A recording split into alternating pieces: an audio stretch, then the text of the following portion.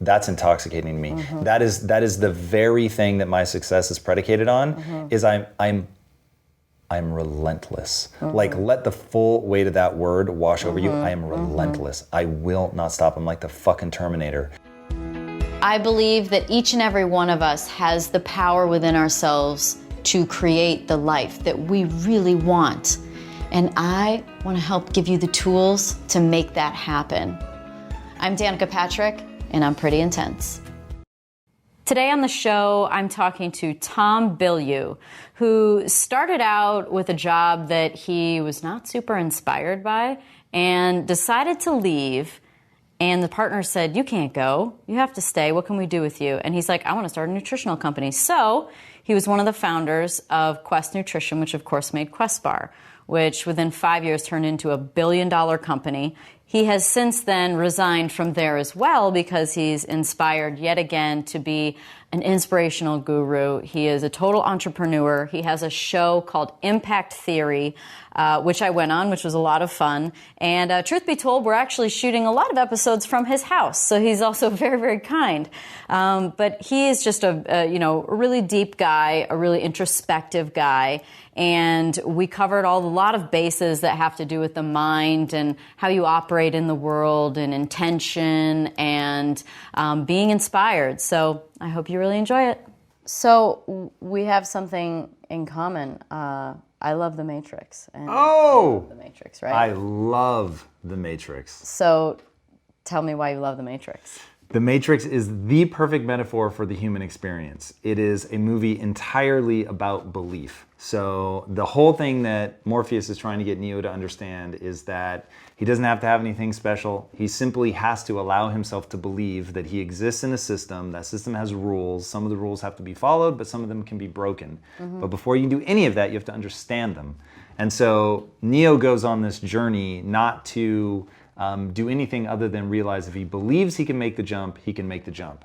And that to me is life. I mean, we were talking about this before. Right. So would that be him controlling 100% of himself or 50? Because you said, tell me your belief on that. Yeah. So here's the thing. I want us to be completely blank slates. I don't want there to be any genetic component to our experience of life whatsoever. The bad news is, everything that science shows us is that isn't true. And I would say that in your own life, you can probably think of people who fall below what I call minimum requirements. And whether that's somebody who truly has some sort of intellectual deficiency and they're a special needs person, sure. Or you're around them and they don't have the emotional intelligence or whatever, and they're like full-blown spectrum, and they're really gonna struggle in life. And so we can understand how somebody in that sort of tragic situation, through no fault of their own, is always going to be a little bit behind the eight ball. Mm-hmm. I'm just saying that, so life seems to be a spectrum. And the science is coming out right now will say that some percentage is determined by your genetics. Height, for instance, is an easy one for people to get behind. I could tell you to think all day, sure. You're not going to get any taller. That's true. So it's like, now it just becomes a question of what percentage is that's sort of locked in stone. I'll ballpark it at 50%. Now, part of the reason I'm going to ballpark it at 50% is I can get so excited about the other 50% because, like you, I believe that whatever amount it is that's changeable, it will alter your life in ways that are so profound you would be unrecognizable on the other side. So whether it's 90% that you can change, 10% that you can change, I don't care what the number is. I believe to the core of my being that the average person can transform their life so profoundly as to effectively make the following statement true. Anything is possible. So I live in a world where... you don't need 100% then? Definitively not. To make great changes, you can do it with 10, 20, 30, 40. And the easy example to give, since we've already got people to buy in that height is not the thing that is changeable, you've got a guy like Spud Webb, you've got a guy like Muggsy Bogues, who... Muggsy Bogues is the shortest person ever to play in the NBA, and he was 5'3". And he was extraordinary. And when you see him play against the Michael Jordan, you realize that what he learned to do was take advantage of how short he was. Right. So he could steal the ball away from them as they're dribbling it down because he's so close to the ball. Mm-hmm. So for the most part, people have to do like big dives to try and steal it if they're dribbling. They usually wait till they try and pass it. But it was very easy for him because he was just right there. So he from a stats perspective, is one of the greatest point guards to ever play the game of basketball, and he was 5'3". So that to me is just like, he wanted it badly enough, and he grew up in the inner cities, and that gets into a whole thing. When he was asked, like, how'd you get so good? He was like, I was so desperate to get out of the inner cities, I just poured all my time and attention into this. So how did your world, or what was your paradigm shift then before watching The Matrix and after? I really want The Matrix to have been like this demarcation line in my life. It sadly was not. But when I saw the movie, it was, to this day, the single most extraordinary film-going experience of my life. I'm going to be a little indulgent and tell a story. Yeah, so that's what you're here for. I'm obsessed with comic books. And I had just graduated film school. I felt like a total failure. And my friend, partly trying to cheer me up, was like, hey, come to this comic book convention with me. And it was held in the place where they hold the Academy Awards, believe it or not, at the time. And so I was like, oh my God, I have to do this. The Academy Awards, location, and comic books, perfect. I go there and I'm like looking around. This is back when comic book conventions were dicey at best. It felt like a garage sale. And I go around a corner of this like garage sale, and all of a sudden it's like a huge room, and up on the stage is Keanu Reeves, Carrie-Anne Moss, Joe Pantoliano. Wow. I don't remember if Lawrence Fishburne was there, but definitely Joel Silver and his son. And they were giving tickets away to the Matrix premiere that night on the back lot of Warner Brothers Studios. And so I was like, oh my God, like this is so incredible. So I take my ticket, I go to see the movie, and I was, as a film student, I was a psycho about movie theaters. I had to be quiet and want people talking. I sat in exactly the center. I used to measure it. I'd go 30 minutes early the whole night. And so if people talked or made noise, I'd have a fucking stroke. And I go in this theater, and the moment where the agent is talking to the cops right at the very beginning, and he said, I think we can handle one little girl. And he goes, no, officer, your men are already dead. And then they cut to Trinity, and she jumps into the air and freezes. Myself and everyone in the audience just went, ah! Like everyone screamed all at once. I had never experienced anything where I was like, I'm making noise in a movie theater. This is crazy. But I was so moved by how they were filming this thing. I knew I was going to be in from the jump. And then the movie just is this philosophical treatise by artists at the absolute height of their powers. And it literally is the perfect metaphor for the human existence. I found it to be a fascinating movie from a lot of perspectives, and I feel like it's one of those movies where you see on social media, they're like, The Matrix was a documentary. Yes, I have a shirt that says that. Well, there's scientists that have said that they can break every element down out there into zeros and ones. Yeah, that's what gets crazy. A little blow your mind. Information theory is pretty freaky, and the odds, just speaking statistically, the odds that we're in a simulation it's almost certain. So you're on the Elon Musk train. I'm not. I actually don't. But that's think what he said. He's talking purely from an odds perspective. So I don't know that he either is saying that we actually are in a simulation. I don't know. I don't think he'll comment. Saying the odds are. Yeah. So statistically speaking, like it actually does make sense. But someone also has to be the base reality. It's entirely possible that's us. To me, because it doesn't matter, I don't spend a lot of time thinking about it. That's true. I mean, I think that if we do, and my dad would tell me this too, you're worrying about stuff that you can't figure out. It's like, it's an interesting topic, though, and I think it opens your mind up to other things and really expands you and stretches you. And I read a book called The Holographic Universe, and that'll expand you and really open your mind up to possibilities. So while it's whether it's true or not true, it doesn't change our reality. What are you going to do? Quit? Yeah, exactly. I read that you're one of those guys that takes the red pill. Is this accurate? Mm-hmm. Okay. Now, the bad news is, in internet parlance, taking the red pill now has been co-opted and means something else. The only thing I mean by taking the red pill is that I want the truth. Explain yourself. So I'm 100% a truth seeker along with you. And so what are some examples of times that you've taken the red pill instead of the blue pill, and what has that done? Like, what paths has that led you down?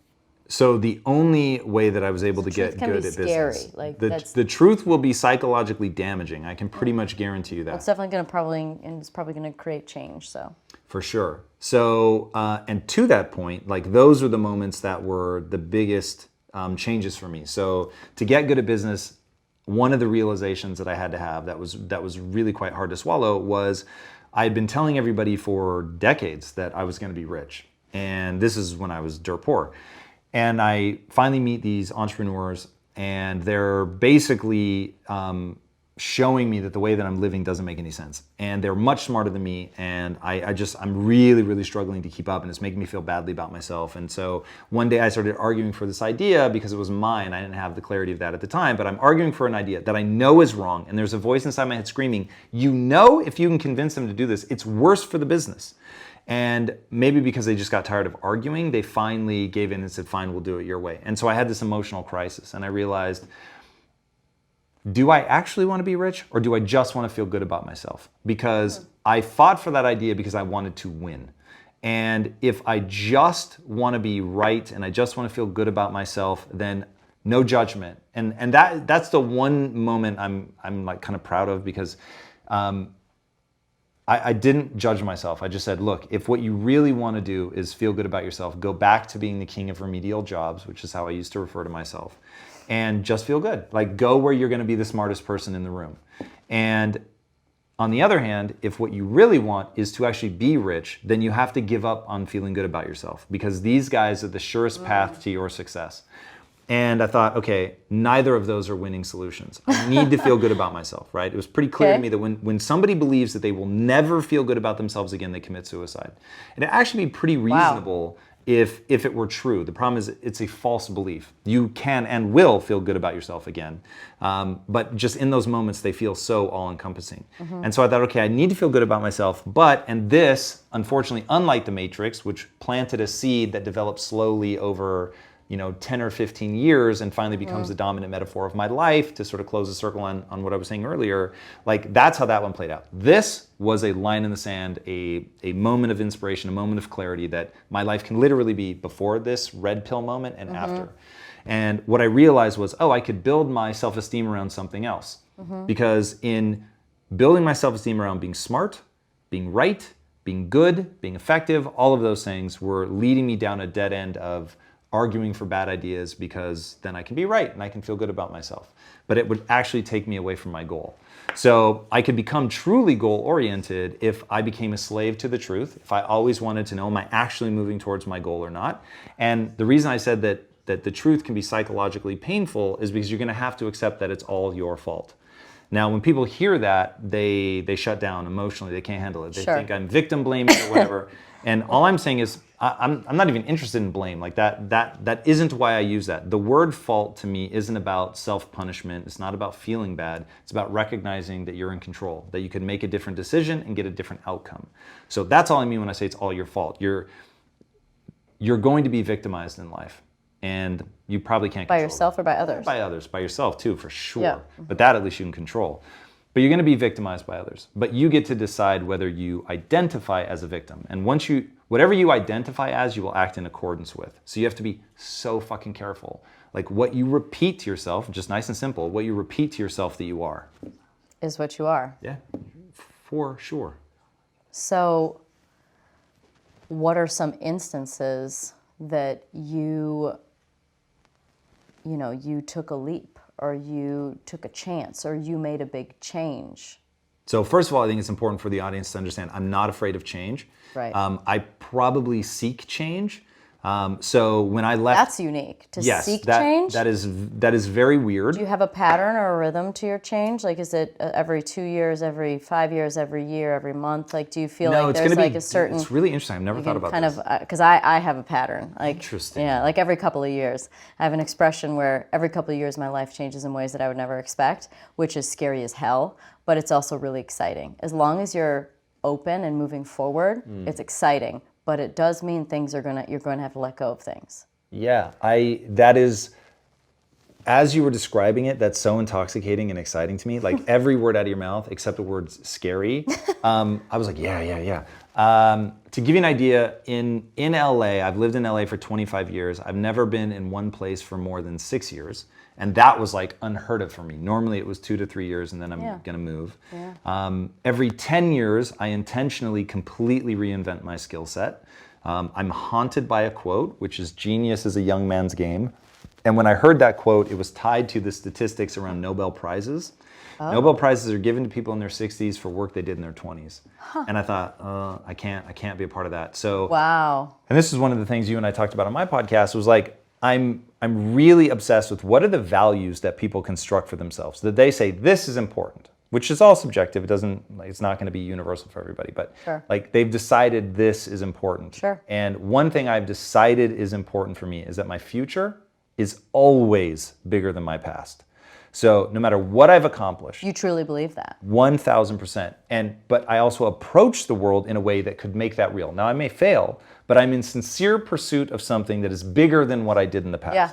Now whether I achieve it or not, to be honest, again, because of my value system, is irrelevant. I don't value accomplishment. I value sincere pursuit. Now to get that, you have to understand what I mean by sincere. Like you've really got to fucking show up like, I'm trying to build the next Disney. Okay. Odds are I'm gonna fail. But I go into it sincerely. And every time I catch myself where it's like, this is even remotely close to being just rhetoric and not actually how I'm acting and moving in the world, then I call bullshit and I immediately change my approach. I am sincerely pursuing building the next Disney every day.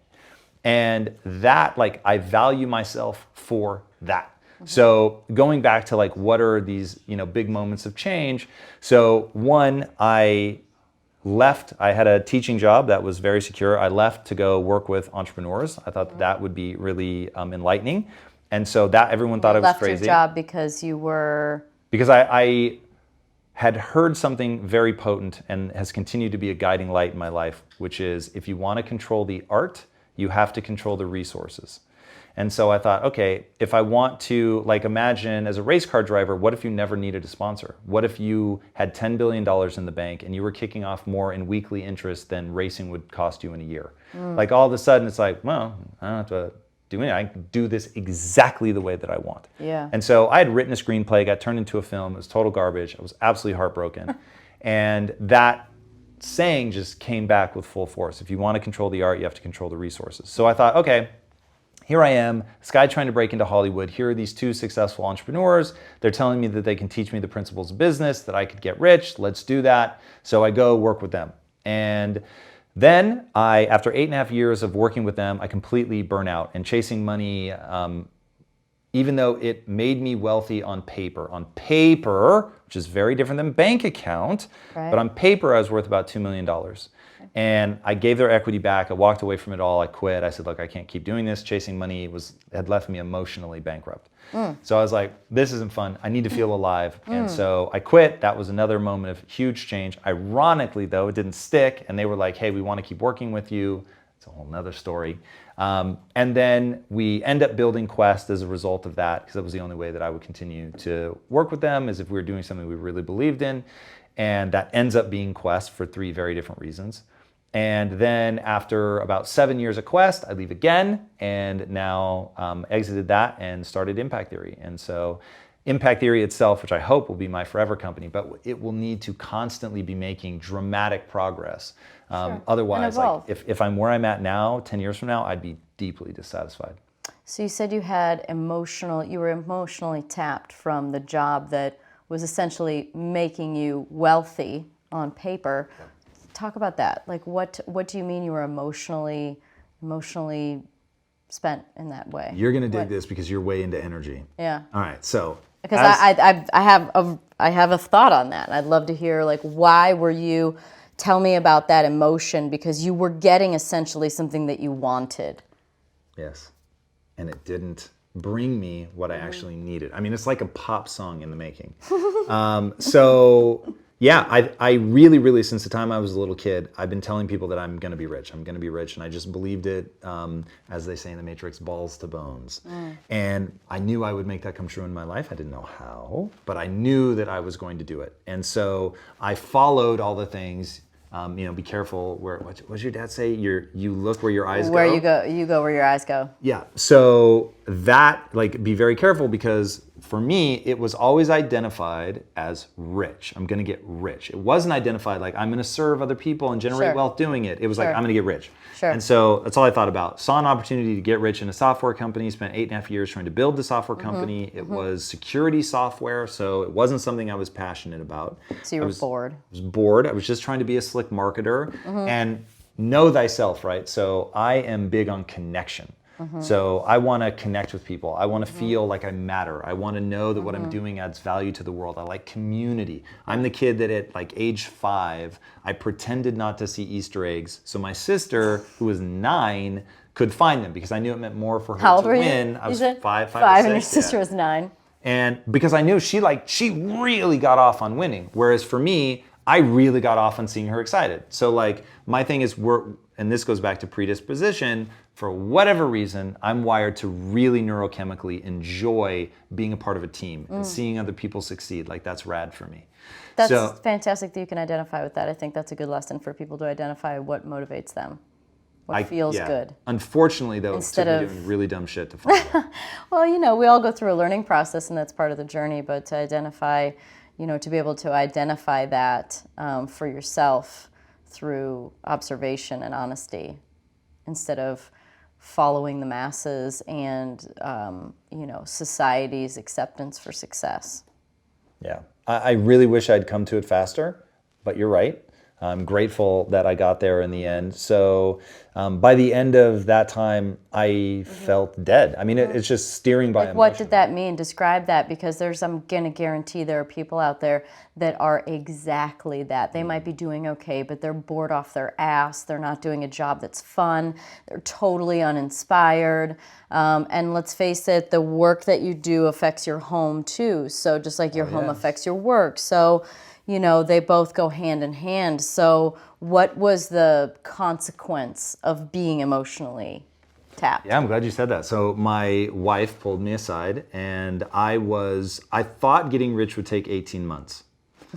And so I kept telling my wife, like, just let me run hard for 18 months, 18 months, 18 months, 18 months. And so at 6.5 years, she pulled me aside. Oh my gosh. And she said, you're now damaging the marriage. And you're so focused and you work around the clock and it's always head down and sort of always beating yourself up because you're not, where you want to be and it's taking too long. And, that it's not fun anymore for her, and it's certainly not good, for the marriage. So I took that very seriously because my highest priority is my marriage.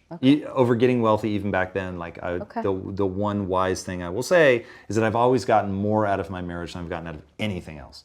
So Were your parents good examples for that? No. My parents were the example of exactly what not to do. Okay, well that happens, right? Your parents a smoker, so you're not, or you are too, right? Yes, and it's, Okay. I mean, that, you want to talk about a tangent, that would actually be quite interesting to go down for me anyway, as Dive. therapy. At 14, my parents seemed happily married because I'm a kid and I don't know what unhappily married looks like. I just know my parents are together, and so other parents are divorced and my parents are not, and so that must be happily married. But starting at about the age of, 12 to 14, somewhere around in there, I started having a recurring nightmare of being in a loveless marriage. And I could not understand. I was like, I've never dated anybody. So why is my nightmare being in a loveless marriage? Wow. And so that haunted me for years. And then 3 weeks after I went to college, my dad left. Oh, wow. So, and I actually, mad respect to Dad, I wouldn't do the same courtesy to my children. If I were in a loveless marriage, I would get the fuck out. Yeah. But my dad stuck it out, didn't leave when my sister left, literally waited until. Wow. And do you know how there are so many people that do that? And, I've had this conversation before with friends, you stay for the kids, and it's like, you are showing your children that not being affectionate, that not being friendly, that walking past each other, or not loving, not operating in a loving way is normal. And your children are bound to repeat it.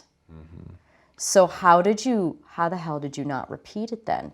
You saw it, you had we had talked about this earlier, you go BMX racing and every time you BMX do the flip, you crash, so don't do that. So you obviously get messages through your dreams, which, It's interesting. you know. I've never thought of myself like that, but So, this one thing here I you certainly go. did, that's Well, for sure. You know, That is for sure. and so your parents separate, and how did that, number one, how did it affect you, and then number two, how did you become the man you are today in a relationship? Well, I think people have to have rules in life. So it starts with that. And it starts with, you're going to think I'm being modest. I'm not. So follow me for a second, even though in the beginning you're going to think this is stupid. I'm just dumb enough that I have to like grope my way through things to figure them out. But I'm just smart enough to actually be able to do it. So when I'm looking at my life and I'm like, whoa, something really doesn't feel right, it's not usually immediately apparent why it doesn't feel right. And certainly when I was younger. And so I'm like, ooh, something isn't feeling good, but I'm gonna turn inward and I'm gonna try to figure out what it is. Now, when you turn inward, especially when I was young, it's called the psychological immune system.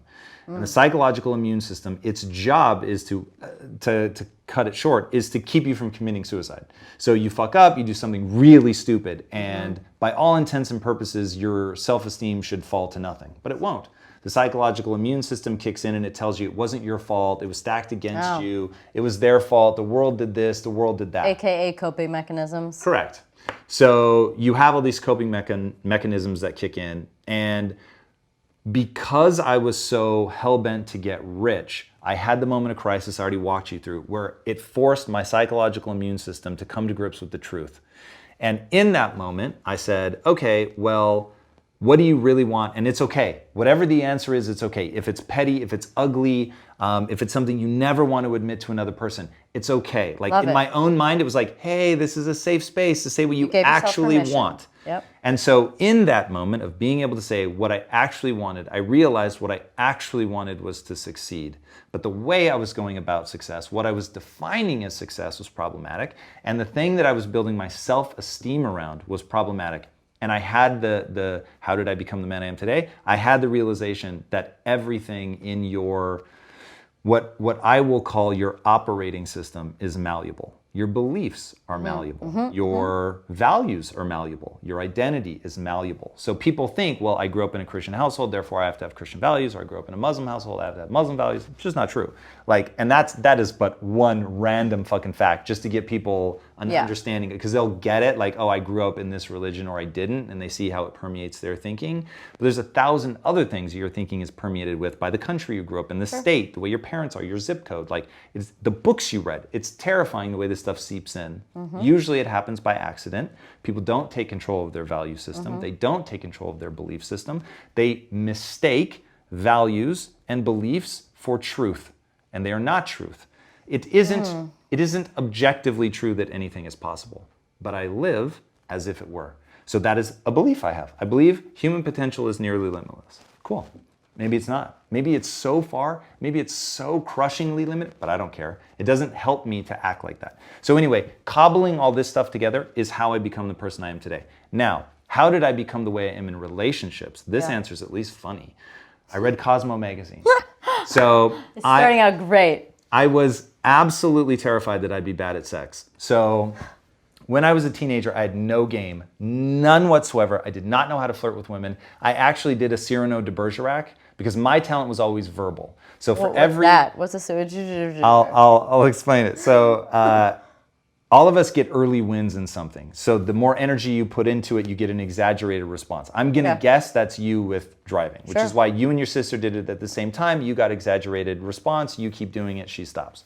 So for whatever reason, just verbally, I had to work my ass off at it, and I've never put more time and attention into anything in my life more than verbal.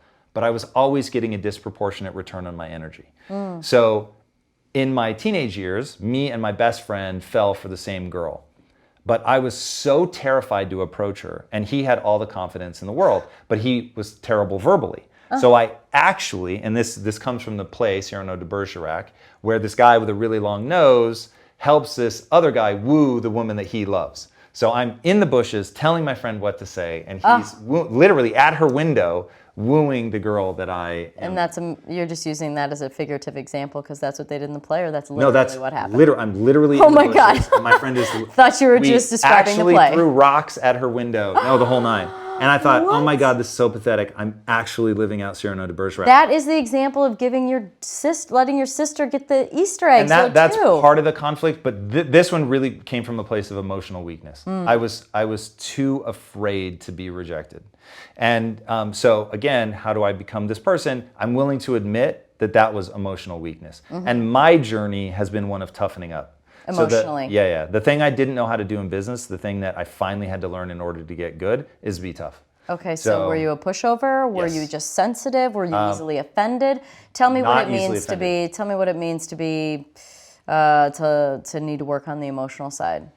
I was afraid of physical confrontation, which as a guy makes you afraid of verbal confrontation because with Physical with a girl or physical confrontation? Or like- definitely. Are we talking about face-to-face sort of conversations and hiring and firing, or? Well, how does it play out in a civil context? It plays out in a civil context, that you're afraid of confrontation is the easiest way of any kind. Okay. Once you're afraid of confrontation, you're afraid of the truth. Once you're afraid of the truth, you can't be effective. No wonder why I love truth, because I'm really good at confrontation. That's amazing and more powerful maybe than you realize. Yeah. So because I had no idea. I was so fucking afraid of it, it really governed everything in my life. And so my life was about overcoming that. Yeah. And that was one of the biggest things I've had to learn. So now back to leaving this miserable job that you were at, but you were being financially successful at, but not emotionally successful at. In fact, you were falling away to a place that was affecting your core values. You start making Quest bars in your kitchen with some friends? Yes. Like how did you decide all of a sudden, like, I'm gonna make a fitness bar? So it goes just like this. There were two things when I was a kid I promised myself that I would ultimately have, and that was that I would be wealthy and I would have six-pack abs. And growing up a slightly chubby kid in a morbidly obese P.S. family. You've been successful. Thank you. I mean, I haven't seen your abs, but you look fit. So. Thank you. That was a real journey. Like that one wasn't easy. But hang on for a second. Isn't the journey interesting? While you were successful, and maybe I don't know about the fitness part, like, look at you now. Like, it's far bigger than what you could have ever imagined, probably, right? Like the journey's really interesting. The journey is really interesting. You and I are lockstep on that. I've always been able to dream big as fuck. So your rich was $2 million, and I'm gonna bet you got more than that. Yeah, I don't know that I had a number, but once I was old enough to have a number, it was bigger than even now. My net worth on paper is more than that number, but my bank account isn't. But so the part... It's actually a whole big lesson on assets being your wealth and bank accounts being high or not really true wealth. Yeah, people really have to understand the difference between if you're worth a lot on paper, like my net worth on paper is pretty terrifying.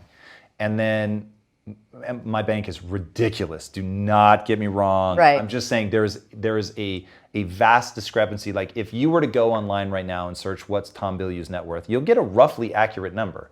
But if it isn't the number that I'm getting paid interest on, if that makes sense. Right. So, and that just gets into finance. People really need to understand that shit, and I didn't understand it for a very long time. Yeah. Anyway, back to Quest Bar. Sorry. Yes. We got off on a moment. I go in and I'm unhappy and I quit, and they were completely caught off guard. But these guys, the reason that I ended up with them is because they were yoked bodybuilders and very successful entrepreneurs. So they were the two things I wanted to be: fit and rich. Okay, so I was like, I'm following these. But you went in and you did the verbal confrontation. You know, you're good with words, but the emotion was there, so you left. Had you worked with that sort of side of you that was needing the work at that point in time? Were you finally arriving at a good place where you could say, I'm done, and feel I'm still not where I want to be, so it would be Right. a lie to say that I felt like I was done, but I had come so far by Good. that point. Okay. That it was, All right, so I you've was worked very on that. effective at business by then. Now it's time for the six-pack. Yeah, well, so I'm already working on this. No, that's not quite true. So I quit at the 6.5 year mark, but we don't actually end up exiting the company till 8.5 years, roughly. Okay. So 6.5 year mark, I say, hey, I'm done. I can't do this anymore. And they say, what would it take for us to keep working together? And I outline vagaries. I say, it needs to be something we're passionate about. It needs to be something that adds value to people. It needs to be community-based. It needs to be our real personalities. Like all the things that I was meant, because I'd already quit. I'd done the hard thing. So I was like... Hang on, but you're going to keep working with these people? But they were asking that when I had already quit. Oh. So now they're trying to get me back. And back in that job or back in any job? Back to work together. So they're like, when I quit, they were like, okay, God, wow, fuck, I didn't see that coming by, thank you. And I leave. Okay. And I'm going home, and the weight of the world has been lifted off my shoulders, because they were like my brothers. So I was like, I felt like I was leaving them high and dry. But I felt free for the first time in a very long time. And so driving home, I am pulling into my driveway and my phone rings. And I'm on the phone with my wife. I did it, because we were going to move to Greece. We're moving to Greece. Oh my gosh. Here we go. This you is really amazing. aren't afraid of change. Not in the slightest. So we were going to bone out. And I'm pulling into the driveway, and I say, babe, it's them calling. Let me take this out of respect. So I click over, and they say, we could do this without you, but we don't want to. So come out to dinner with us. And so I go out to dinner, and they were like, look, you totally caught us by surprise. We didn't know what to say. We've had time to think about it, and we don't want to do this without you. So what would it take for us to work together? And so I was like... meaning like, we don't want you to go away. We love you. We want to work with you. What capacity are you willing to work with us? Correct. Okay. And so then I broke it down, and I said, this is what it would have to look like. And it was the things that I just outlined. And they were like, actually, we've been unhappy for a long time as well. Let's set a goal, metrics. And if we don't hit the metrics, we'll sell the company, and we'll start something new. And so at the time, we didn't know what we were going to start. Okay. And so then you start looking at the assets. You've got me, I'm obsessed with community, I'm obsessed with filmmaking, all that. And you've got my partner who the punchline will end up being that he's really good at operations, and that becomes very necessary in the business we decided to start. And then my other partner, who was just obsessed with nutrition. I mean, the guy was obsessed.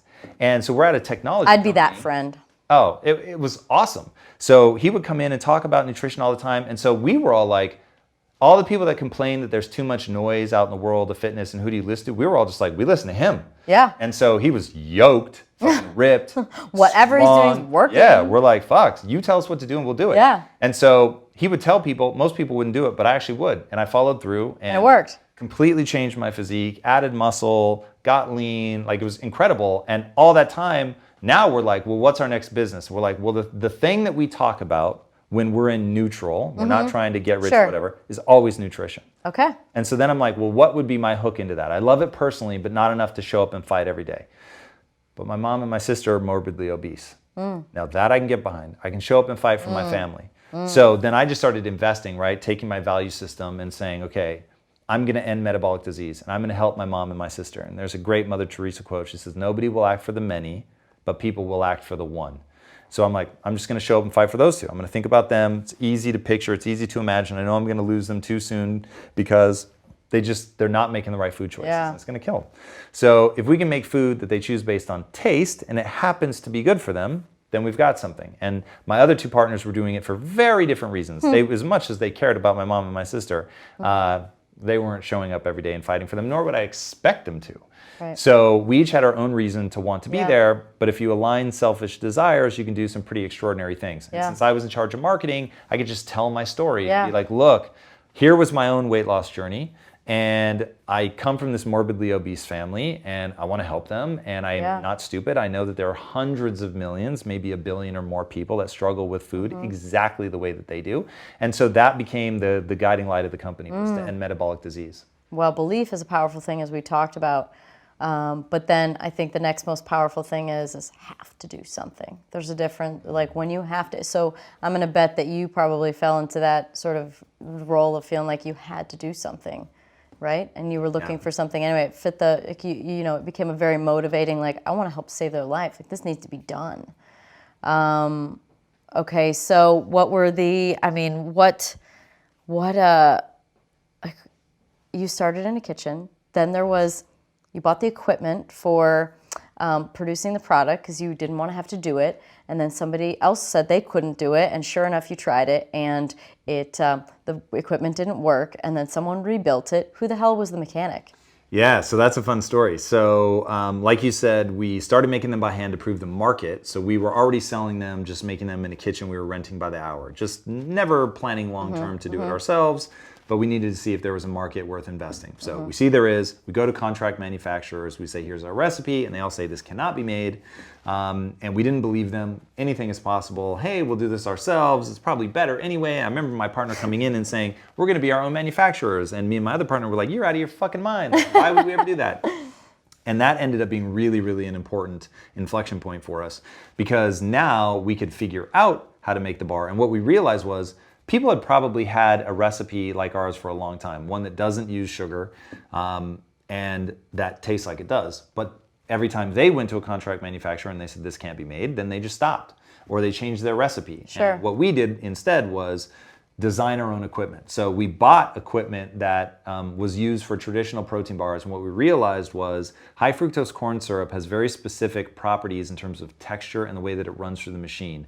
We've been using high fructose corn syrup for like 70 years. The equipment is all grown up in lockstep with the use of high fructose corn syrup. So it's literally designed to take certain textures. We didn't think about how sort of in lockstep they would be. And as soon as you take that ingredient out and put in another one, even if it's another liquid, once it's a liquid fiber, which is what we were using, it just doesn't react the same. So the machine would lock up. Oh boy. So we're like, all right, we have to fix this stuff. One of my partners was quite literally an Iowa farm boy. And I remember one day he's looking at the equipment and we're all like, fuck, this isn't working. Like, it's a disaster. Everything's all over the place. Kick it might. Run. Yeah. And Mike looked at it and he goes, I think I know how to fix this. And we're all like, what? And so he was like, but if I do it, there's no going back. We won't be able to resell the equipment.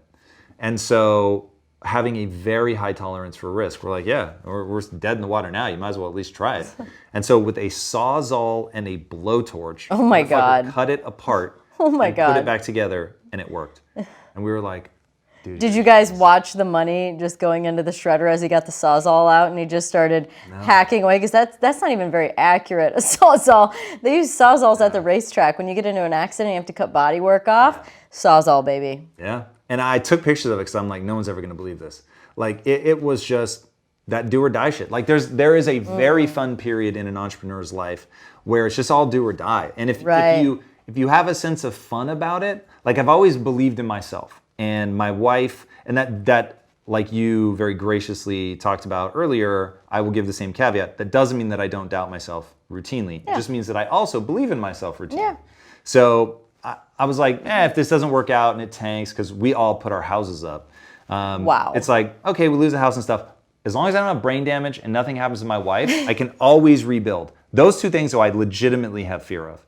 So brain damage scares me just like to my knees, because then there's just nothing. No Without your health, you have nothing. Correct. You're locked to a bed. And most things you can fight back from, but brain injury. Yeah. So this confidence is something I want to talk about, because I think that it's not the most common thing, but you have. I want to make sure I wrote it down because it was important. If you can out execute me, then you deserve the success, not me. And I think that is a really freaking confident statement, because, and you also had mentioned something about also being willing to share information and secrets, and like it's basically, you're saying mano a mano. Where the hell did you get that confidence to be willing to give other people, all the tools and say, let's go? You ready for the real secret? Yeah. That's not actually what I'm doing. So what I'm really doing is some people are going to think this is mano y mano, and they're going to take it and try to outperform me. And on a long enough time, my one piece of arrogance is, on a long enough timeline, no one is willing to do what I'm willing to do. They will fall off. And life has just taught me that is the fucking gospel truth. We talked about that. The try harder one more time. Yeah. They keep going one more time. And they keep going one more time. And they just keep dropping off until you're the last man standing, or woman, whatever it is. 1,000%. And that's why when you said that, I was like, that's intoxicating to me. Mm-hmm. That is the very thing that my success is predicated on. Is I'm relentless. Like, let the full weight of that word wash over you. I am relentless. I will not stop. I'm like the fucking Terminator. So Where'd you get that from? The movie. No, where'd you get the confidence from? Oh, that, well, here is... Was there someone in your family partly that way? No. Did you? Were you using neuroplasticity to train your brain, This or is what? the breakthrough moment for everybody. You need to have a rule in your life that says exactly the following. I only do and believe that which moves me towards my goals. So, if thinking that you're too stupid to do it moves you towards your goals, then think you're stupid. But something tells me that's probably not what's going to take you towards your goal. Right. The thing that's going to take you towards your goal is to believe that you can figure it out. So I adopted the belief system of the learner. Now, then in terms of like values and stuff, my identity and my value system is such that I need to be able to endure more suffering than the next person. So you put them together. I believe I can learn anything. My very identity and ego is tied up in the willingness to learn, not to be smart, to learn, to fall on my face and get back up, and I'm not going to let somebody else suffer me. Cool. You put those two together. You have a dangerous cocktail, by the way. You get a guy that goes 6.5 years down a path that's making him profoundly unhappy. So that is a very real, if you don't have all the other mechanisms, because my belief system has 25 points. You can download my belief system. I literally make it available. And so to get back to the original point, some people will take it as mano y mano. I know I will beat them on a long enough timeline. And then the other people are all going to want to help. And they're going to, in some way, shape, or form, help me sharpen my thinking, assist me right at a moment when I need it. I'm just a huge believer in tell people what you're up to, because you never know who might want to help or who might be able to help. Like, you could be standing next to somebody who, in my world, let's say, is a film producer, and they're desperately looking for, let's say they have a philosophy. I don't bet on stories, I bet on people. Okay, well, cool. If I'm standing next to that guy and he knows what I'm trying to accomplish, chances are he's going to at least let me sit down with him. Now, we all have a superpower that we have cultivated. Mine is, if you get me in the room, I will make people believe. But you have to get me in the room. And I have to believe in it. But if I believe in it, oh, my friend, I can draw people into my universe. Belief is super powerful. For sure. But if I don't tell people what I'm up to, they're never going to know. So it isn't about me saying, hey, here's everything that I'm doing so that we can go against each other. It's here's everything that I'm doing and I hope you can help. Well, that kind of leads me to this. You'd mentioned it a little bit at the beginning, but about like victim mentality of like, people just like, if they can just believe in something and have authentic goals that mean something to them, whether, changing their mission, like, why wouldn't everyone do that? And I just think that you're a great example of grabbing a hold of what it is that you're good at and making that into something great, because not everyone has to be an owner or the leader. Some people need help and you couldn't do it without them. So what do we do to get people to take ownership for their life? Get them into Impact Theory University. And I say that not as a plug. I say that is, well, 'cause you believe I designed the course for that reason. This is a very learnable thing. And I know because I did it. I didn't start out there. I started out as an absolute fucking basket case. And I slowly but surely cobbled all this stuff together out of desperation, out of a desire not to slide into depression. After meeting extraordinary people, reading extraordinary books. I mean, basically, I've just cobbled together all this stuff. It's probably 80% from encountering other people and ideas, and 20% just trying to synthesize all that, and then the way that it bounces around uniquely in my particular mind. But it is learnable. Once you learn it, it will change your life so profoundly as you will be unrecognizable. Okay, well, give me a couple of points of if I was going to university. Tell me a couple things that I'd learn. Let's get people excited about it so they do it too, because I believe in the collective. If we can all just be going in a right direction, a higher frequency direction, or whatever that is, I want everyone to do that and the world will be a better place. And let's stop playing the blame game. So, and let's all get along. So if I'm going to university, hook me. So one of the things you're going to learn is something you just talked about, which is extreme ownership. Why most people can't take extreme ownership, what it actually means, how to implement it in your life. You're going to learn about neuroplasticity, why brain plasticity matters, how to take advantage of it, how to create empowering habits, the exact beliefs that you should have in order, the books you should read in order. You're going to get the values, what I call the ultimate value stack.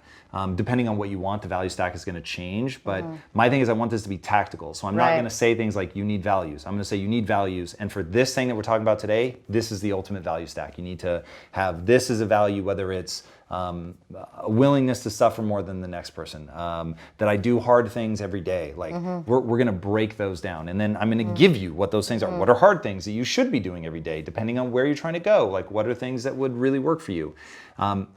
What I want Impact Theory University to be is an instruction manual for exactly how to live. Yeah. So that, and to accomplish. So we have 2 tracks. There's the personal, which is all mindset, but taking mindset out of the ether and making it ultra tactical. Do this, Love it. think like this, Calls to believe action. this, say Let's this. actually freaking accomplish something. Definitively. Yep. And then business, where it'll be just straight up. This is how you fucking build a business. So roll your sleeves up and let's go, because we're going to get real specific. Yeah. Well, you like to read, right? Obsessively. Yes. So you said read these books in order. So let's finish off. Give us a book to read. Number one Give is me a book to Mindset. read. There's nothing else. Don't read anything other than Mindset by Carol Dweck. That is the most important Mindset book. by Carol Dweck. Writing that down. Mindset by Carol Dweck. It's the most important book in the English language. I'm writing my own book right now, and I can just tell you, you still need to read Carol Dweck's book first. That's awesome. Like, it is so powerful. It is the framework upon which everything else rests, because it's the most sort of base level fundamental shift you're going to make in your mind. And until you make that shift, you're not ready for everything that comes after it. And that book is all about the difference between a fixed mindset, where you believe your talent and intelligence are fixed traits. They're genetically determined, that's it. It's not 50% changeable, it's 100% unchangeable.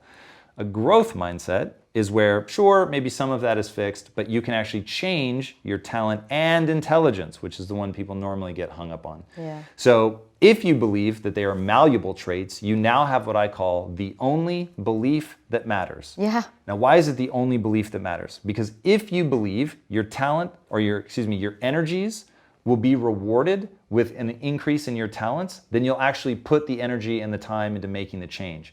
If, however, you believe, no matter how much time and energy I put into this, I'm never going to improve because you can't teach an old dog new tricks, then you won't put the energy in, and you'll never see that right on the other side of a little bit of effort is this insane gold mine.